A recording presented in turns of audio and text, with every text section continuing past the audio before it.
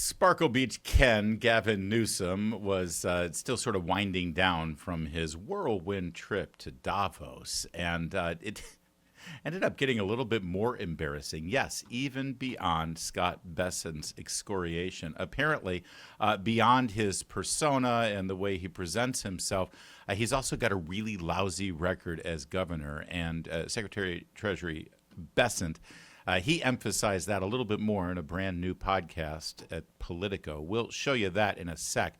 But first, here he is. I can't tell if this is the Ken doll. What's better, comparing him to a psychopathic murderer like American Psycho, or just diminishing him and ridiculing him as a Ken doll? I think because of the lack of genitalia of a Ken doll, I go with the latter rather than the former. But pick your poison. Here's Governor Hair Joe. Newsom, do you have a message for Europeans who are concerned about the messages from the White House around Greenland this week? Yeah, it's time to buck up. It's time to get serious and stop being complicit. It's time to stand tall and firm, have a backbone. I've seen this in the United States, the supine Congress playing both sides, say one thing on a text or a tweet, another publicly. It's time to have principles. It's time to stand tall and strong. Does that mean responding with tariffs? Time to stand united. You make that determination. I don't make that determination. But when you say standing tall, what do you mean? I can't take this complicity. People rolling over. I should have brought a bunch of kneepads for all the world leaders. Handing out crowns and this is pathetic. Nobel Prizes, they are being given away. It's just pathetic. And I hope people understand how pathetic they look on the world stage. At least from an American perspective, it's embarrassing. So what should Europe be doing? You should decide, the Europeans should decide for themselves what to do. But one thing they can't do is what they've been doing. And they've been playing. This guy is playing folks for fools. And it's embarrassing. Europeans think this is diplomacy and this will ultimately this is work. Diplomacy with Donald Trump? He's a T-Rex. You mate with him or he devours you. One or the other. And Europe's being devoured? People need to stand. No, the Europeans could be if they continue down this path and process. They need to stand tall, stand firm, stand united. All right, so he's clearly obsessed with sexual matters here. The knee pads thing we'll get to in a minute. Yesterday we showed you how he was flashing his knee pads there on the stage at the World Economic Forum. And now he's bringing up the knee pads. This was his original comment that he made 2 days ago. And then what's this thing about the T-Rex? You mate with him or he devours you? I'm no paleontologist, but I don't think that's how T-Rexes or any lizards or reptiles mate, is it? I could be wrong. Although we don't really know how T-Rexes mated since, they were dinosaurs. But if they laid eggs and then the eggs are... I don't want to get too deep into it, but that made no sense. Why he's comparing Donald Trump to a mating predator, only his psychologist can unpack for us, and I'm not interested to know what kind of Freudian issues that guy has. But Treasury Secretary Scott Bessent was asked about the knee pad comment because, of course he was. It's Politico asking the questions after all. People like Gavin Newsom. Cardi is actually one of the few people that Newsom has praised. He said he brought knee pads for some of the other European leaders that he thinks have been too accommodating to the president. I think Gavin Newsom may be cracking up with some of these things he's saying. I think he may be in over his hairdo. And being on the national stage is very different than being governor of California with no signature achievements. But to say strange things like President Trump is the Tyrannosaurus Rex, what the hell does that mean? I could say Gavin Newsom is a brontosaurus with a brain the size of a walnut. And if he brought the knee pads, maybe that was for his meeting with Alex Soros. I don't know. I told you yesterday, the man's an assassin. He's Jack the Knife, man. That is some good stuff. But I do want to quibble with the Treasury Secretary for a moment here, because to suggest that Gavin Newsom has no signature achievement in his 8 years as governor is well, just, I'm sorry, flat out wrong. You see, my understanding is that when he became governor of California, they were facing kind of an overpopulation problem. They were worried that there were too many people, certainly too many taxpayers in the state. So he systematically put forth lots of policies that remedied that problem. And now, once again, I think it's the 5th or 6th year in a row, they have a net loss of people leaving the state, getting the hell out of California and moving to any other state that they can get into, Florida, Tennessee, Texas, Idaho even. They're going to Idaho from California. No offense to Idaho, but come on. Yeah, so that's a good thing. Now, don't get me wrong. They do have some people coming in. I specifically said taxpayers. They had too many taxpayers in California, overpopulation, got to weed these guys out, got to get rid of all these people who follow the law and try to raise their children and just mind their own business and be good, upstanding, tax-paying citizens. We don't need them. Let's get rid of them, and let's bring in as many people from foreign countries, illegal if possible, so they can be a drain on the state. But they'll at least build up our population so that we can keep our congressional seats and our electoral college power. That seems to be the Gavin Newsom plan. And boy, mission accomplished, Gav, because that's exactly what California's looking like these days. Also, by the way, as you know, the left, Democrats, liberals, they hate success. They hate capitalism. They hate free markets and anything having to do with businesses and individuals succeeding in America. So here's a success story.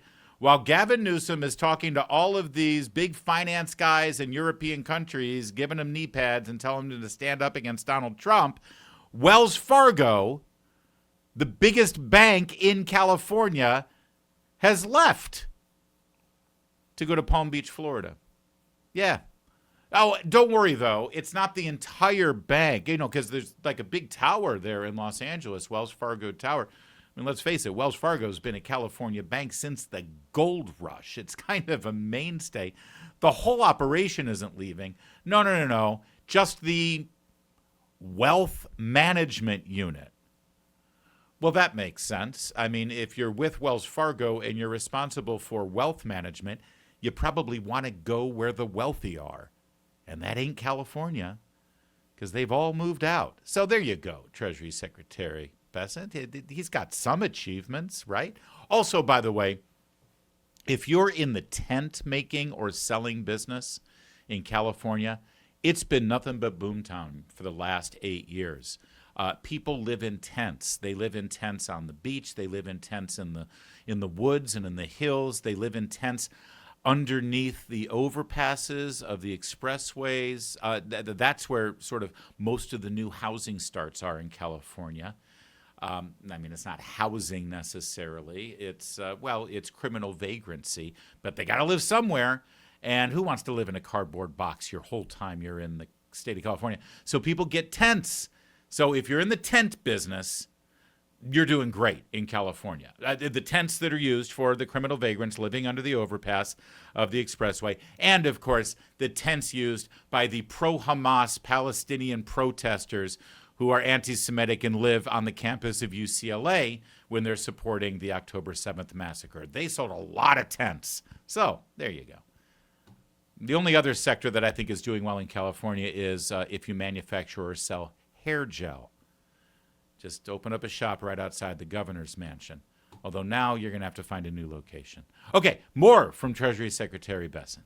Here we are with rare earth magnets, the rare earth materials that are crucial to every piece of the supply chain, from autos to defense production to iPhones. We are in a national emergency right now. What if someone had the good sense? If I hear another one of these Muppets from the Biden administration, they say, we knew about this critical minerals problem, but why the hell didn't they do anything? They had 4 years and they sat on their hands. So for the president to use his emergency powers to keep us from getting into a position like we're in now, because everyone knows in May, June, we were days away with these rare earth magnets from substantial shutdowns in our auto assembly lines. Wait, can you just explain that one more time? You said the president is using his emergency powers to prevent us from getting into the same situation that we're in now. So are we in a national emergency, or are we trying to prevent a national emergency? We're doing both. We're doing both because, again, that if you can prevent us from going into a national emergency, like with the rare earth magnets, president is using the IEPA powers. In my lifetime, I'm sure that I'm much older than you are. When I was a child, we had the Arab oil embargo. Gas prices spiked in the 70s. The consumers, the American people, you huge gas lines. There's something odd even license plates was the only day you can buy gasoline. It's a distant memory now. That was a single point of failure, but we became energy independent because of that. But we had to go through that traumatic time in the 70s and that traumatic inflation.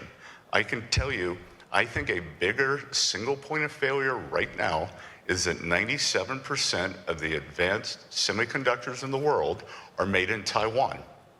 If there were a blockade, if there were a discontinuance of supply, it would collapse the global economy. President Trump is using the IEPA tariffs and the negotiations, especially with the government of Taiwan, to reshore the semiconductor industry. So that is what I mean by the emergency is making sure we don't have an emergency. Because I can tell you, you do not want to see what happens if somehow those semiconductors stop flowing. All right, so very smart stuff from a very serious man, and it's important for all of us to pay attention to that. But honestly, the whole reason for that clip was to hear him call people from the Biden administration Muppets. Did you catch that? I liked it. Although he went on, again, in a very serious way, to examine what just happened in our national conversation and, frankly, in the international conversation over the issue of Greenland. Now, say what you will about the president's posts on Truth Social and Twitter, the memes and the discussions and the claim that there was a threat of military force, which there was not a threat of military force, all of that stuff having to do with Greenland. Set all that aside for a moment. Everyone always says, oh, you political types, you media people, you politicians, why can't we figure out what we agree on? Why can't we work together and agree on something? I've got good news for you. Because any serious thinking person, regardless of politics or partisanship, will concede some basic facts having to do with Greenland, that it is vital. Its position is vital for America's national security and, for that matter, Western Europe's national security. That has to do with the shipping lanes. It has to do with not only commercial shipping lanes that go through the Arctic, but also military shipping lanes that go through the Arctic. It's also vitally important in terms of national security if we are going to employ the Golden Dome technology to protect us from intercontinental ballistic missiles from Russia and China, because if they're going to launch those on us, they're going to go over the North Pole. They're not going to come around the planet. It's just a shorter trip for them. And finally, the oil and other rare earth minerals that are under the surface of the ice in Greenland are going to be vital for the national and economic security of whomever controls that hunk of earth, okay? Regardless of who should control it, regardless of how you make it happen, any serious-minded individual who looks at these issues will agree on all of those factors, all right? Then you can debate about how Trump goes about this or goes about that, and whether the Danes should be in charge, or America, or the EU, or whatever. Everybody knows what I just laid out there, and by the way, everybody also knows, if you're on the side of the United States of America, that it would be devastating for China or Russia to get a foothold in Greenland. So, given all of that, Secretary Bessent evaluates what just happened, what we just witnessed in this country politically over the Greenland issue. One way that the president wants to lead is with a change in the relationship with Greenland. You know, people here have been kind of freaking out over some of the messages from the administration. The president announced that there is some sort of framework in place now. What can you tell us about where those negotiations are at, and does it include a pathway for U.S. ownership of Greenland, as the president said he wants? Well, Dasha, first of all, let's review the week. The hysteria level that hit here was just out of control, driven by the media, driven by like this European hand-wringing. Well, in part driven by statements from the president saying military action wasn't off the table. I mean, No. But everyone just took it, as they do with his statements, as the media does. It was completely out of control. And you would have seen my comments all week. Everyone remain calm. Let's let the president get here. Let's hear what he has to say. And during that period, I think there were some very unfortunate statements that were made by various countries. So we could actually see some of these countries took their mask off. Some of the leaders took their mask off. Others were very measured and waited to see what happens. And now, Secretary General of NATO, Mark Rutte, we had a very good meeting with him, and he has presented this framework that the president is willing to work toward. Yeah, it was indeed a mask-off moment across the board. Yes, for foreign leaders to figure out exactly whose side they're on and where their inclinations are. We're looking at you, Prime Minister Carney in Canada, Starmer in the United Kingdom and elsewhere. But it was also a mask-off moment for politicians here in America, as Gavin Newsom literally encouraged those foreign leaders in the clip that we just saw to unite and stand against Donald Trump, even though what Donald Trump was attempting to do was in America's best interest economically and in terms of our national security. Yeah, mask-off moment for sure. It was also a mask-off moment for other American politicians because of their boorish behavior over in Davos. Take a look at this report. Apparently, when the Commerce Secretary, Mr. Lutnick, was giving his remarks, he got heckled. He got heckled by an American. One chief executive president described the atmosphere as tense, while another said it was noisy and spicy. One of the hecklers was Al Gore. Remember him? I know you don't.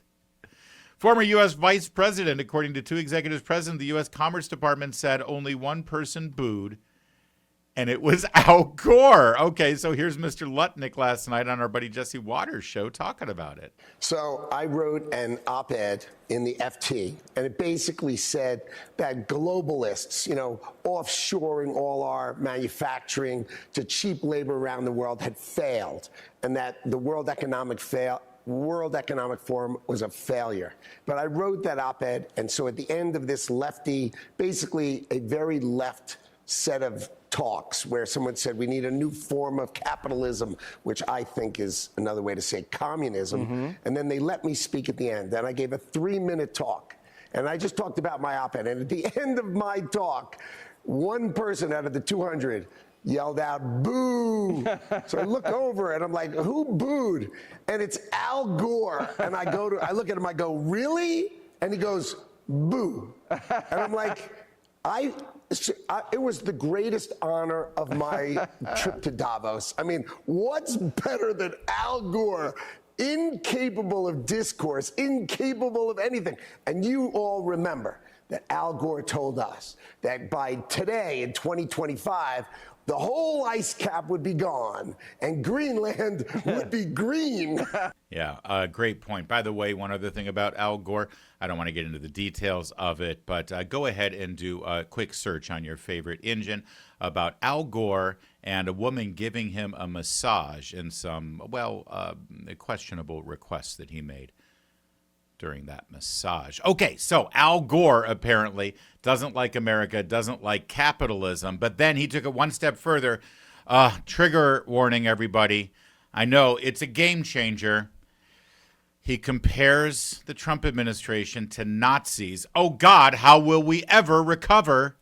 Our Constitution, written by our founders, is intended to protect us against a threat identical to Donald Trump.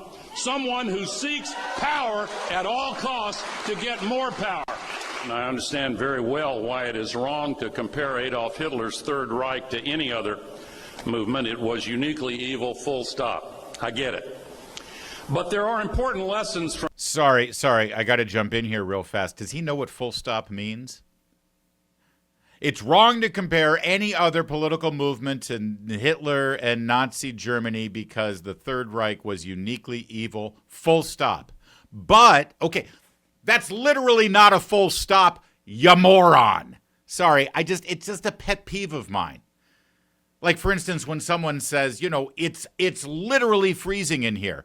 And unless it's under 32 degrees Fahrenheit and water is solidifying, it is not literally freezing. Don't use the word literally. And don't say full stop. Okay, fine. I'll let him finish because the Nazi thing, boy. Movement, it was uniquely evil, full stop. I get it. But there are important lessons from the history of that emergent evil, and here is one that I regard as essential. In the immediate aftermath of World War II, a small group of philosophers who had escaped Hitler's murderous regime returned to Germany and performed a kind of moral autopsy on the Third Reich.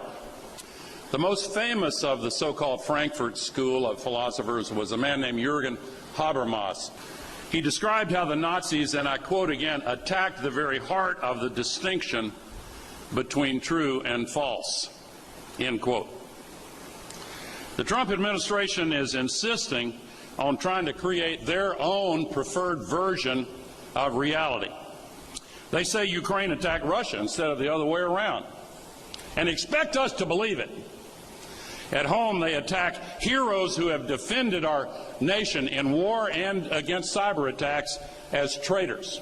By the way, it was his administration under Bill Clinton who signed a treaty with Ukraine, convincing them to get rid of all of their nuclear weapons that they could have used to ward off any attack from Russia. And at the time, he and President Clinton, they promised Ukraine that if Russia were ever to incur on them and cross their border, that the United States would be there to defend them. And then, well, it was the Obama-Biden administration that ignored that when Russia took Crimea. Just a little history lesson there, since we're doing history lessons. Also, it's pretty remarkable to hear him quote favorably from someone at the Frankfurt School, where objectively speaking, anyone who knows anything about the Frankfurt School knows that the Frankfurt School was a bunch of anti-American Marxists, economically and culturally, that undermine everything about American institutions and systematically attacked the university system and public education in America to turn it as left as it is right now.